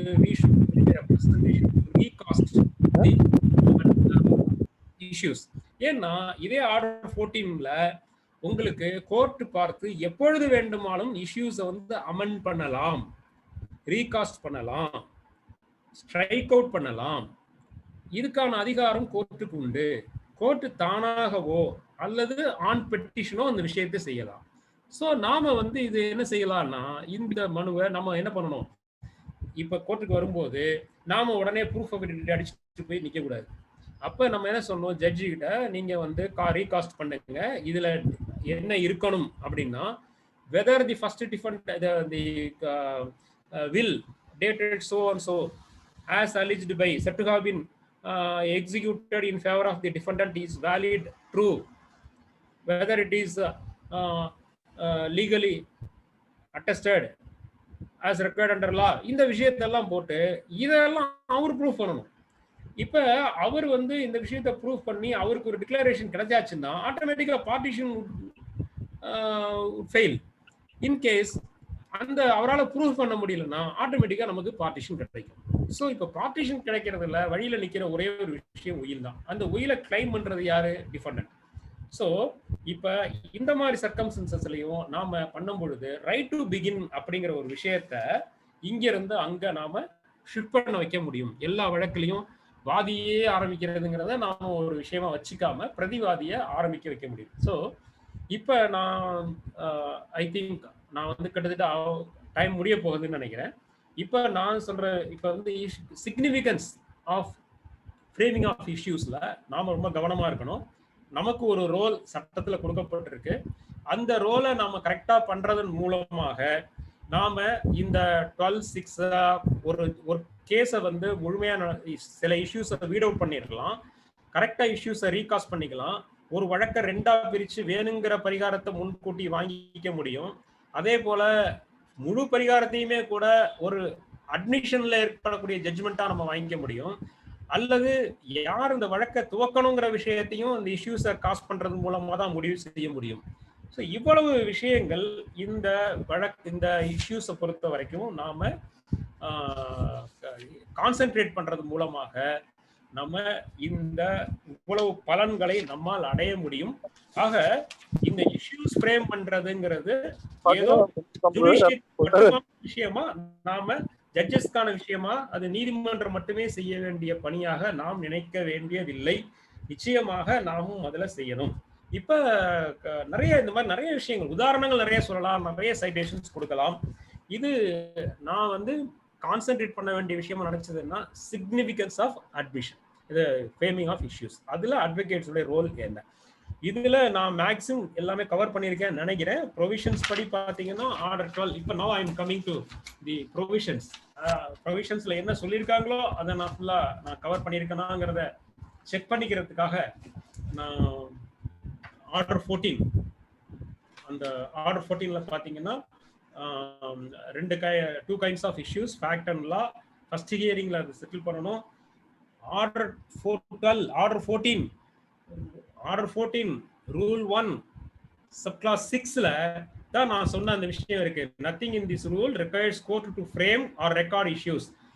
இந்த எல்லா இஷ்யூஸ் ஃப்ரேம் பண்ணுங்கும் போது இஷ்யூ ஃப்ரேம் பண்ண வேண்டிய அவசியம் இல்லை. எப்பன்னா where the defendant at the first hearing suit makes no defence, ஒரு டிஃபென்ஸே இல்லை அப்படின்னா அதுல வழக்குல இஷ்யூ ஃப்ரேம் பண்ண வேண்டும்ங்கிற அவசியம் இல்லை அப்படின்னு சப்கிளாஸ் 6ல இருக்கு. அதை தான் நான் வந்து அட்மிஷனா எடுத்துக்கிட்டு உடனே ஆர்டர் 12 ரூல் 6க்கு போயிடணும். when there is no defense, defence means valid defence இல்ல, சும்மா ஒருத்தர் அடிச்சு ஸ்டேட்மெண்ட் போடுறாரு அப்படின்னா அதை படிச்சு பார்த்துட்டு நம்ம போய் திரும்ப ட்ரையல் நடத்தாம இருக்கிறதுக்கு என்ன வழின்னு பார்த்து அதுல ஆர்டர் 12 ரூல் 6ல இன்வால்வ் பண்ண முடியுமா, நம்ம ப்ரெஷர் போடணும். ஜட்ஜு ஒத்துக்கல அது வேற விஷயம். நாம we should put pressure on the court. கோர்ட்டுக்கிட்ட வந்து நம்ம இந்த விஷயத்தை எடுத்து சொல்லணும். அதுக்காக தான் நம்ம we are to advocate. நம்ம வேலையே அட்வொகசி தான், நம்ம போய் பேசுறது தான் நம்மளுடைய வேலை. அதுக்கு அடுத்தது court to pronounce judgment on all issues. நான் அதையும் இந்த விஷயத்தையும் நான் சொல்லிட்டேன். அதே மாதிரி அது வந்து ரூல் 2. ரூல் 3 வந்து materials from which the issues may be framed. Issues frame பண்றதுக்கு எதுல இருந்து விஷயத்தை கலெக்ட் பண்ணணும்னா அதுதான் ப்ளீடிங்ல இருந்து, அலிகேஷன்ஸ் பை தி பார்ட்டிஸ் அவங்க சொல்லி இருக்கிறது. ரெண்டாவது டாக்குமெண்ட்ஸ்ல இருந்து கூட நம்ம இஷ்யூஸ் ஃப்ரேம் பண்றோம். அதான் whether the will is valid அப்படிங்கிறதும் அதுல வந்துடும். அதே மாதிரி power to amend strike out the issues, அது வந்து ஆர்டர் ரூல் 5. அப்புறம் 6 and 7 ஒன்று இருக்கு, அது வந்து நம்ம யாருமே இன்வோக் பண்றது இல்லை.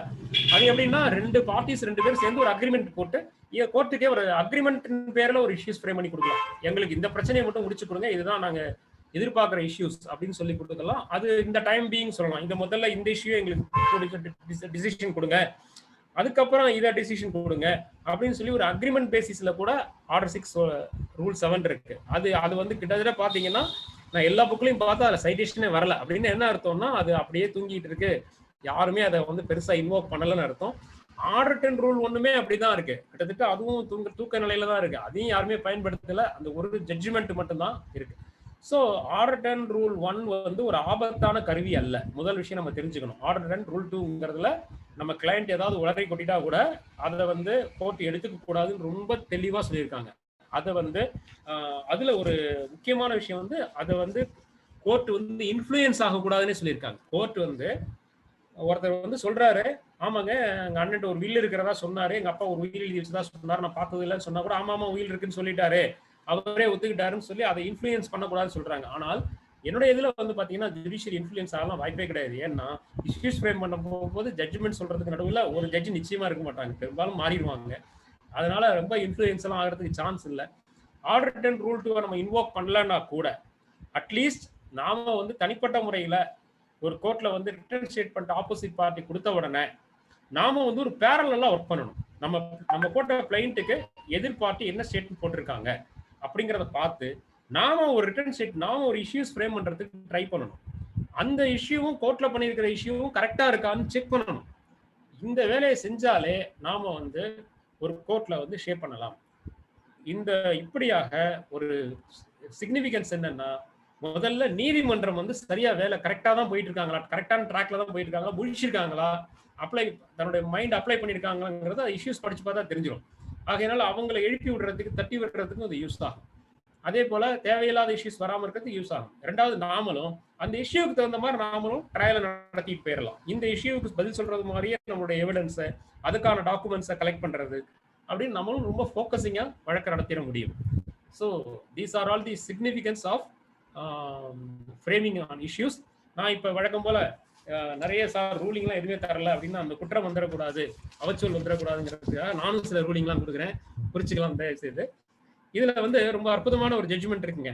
ஒரு விஷயத்துல வந்து நம்ம ஒருத்தர் சொல்றாரு, இது லா இப்போ வந்து ஒரு லிமிடேஷன், பார் பை லிமிடேஷன், ஆகையினால இதை வந்து நீங்க இது கொஸ்டின் ஆஃப் லா அப்படின்னு சொல்றாங்க.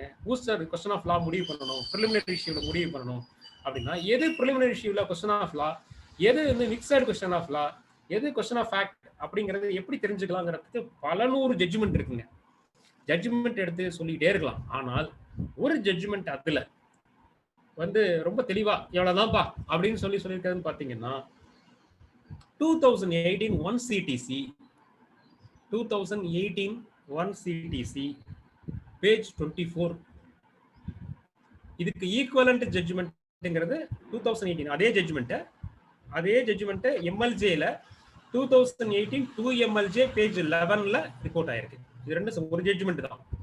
இதுல என்ன சொல்றாங்கன்னா, mixed question of fact and law என்னன்னா, where law can be applied on given set of facts without any need to prove the same. ஒரு ப்ரூவ் பண்ணவே வேண்டியது இல்லைங்க, பார்த்தோம்னா தெரியுதுங்க. 2012 2015 போட்டிருக்கணும், ப்ரோனோட்லயே தப்பா இருக்கு, இதுக்கெல்லாம் எவிடன்ஸ் எல்லாம் எடுக்க வேண்டியது இல்லை, ஸ்ட்ரைட்டாவே இது லீகலா அடிபட்டு போயிடுது அப்படின்னா அது வந்து பியூர் இஷ்யூ ஆஃப் லா.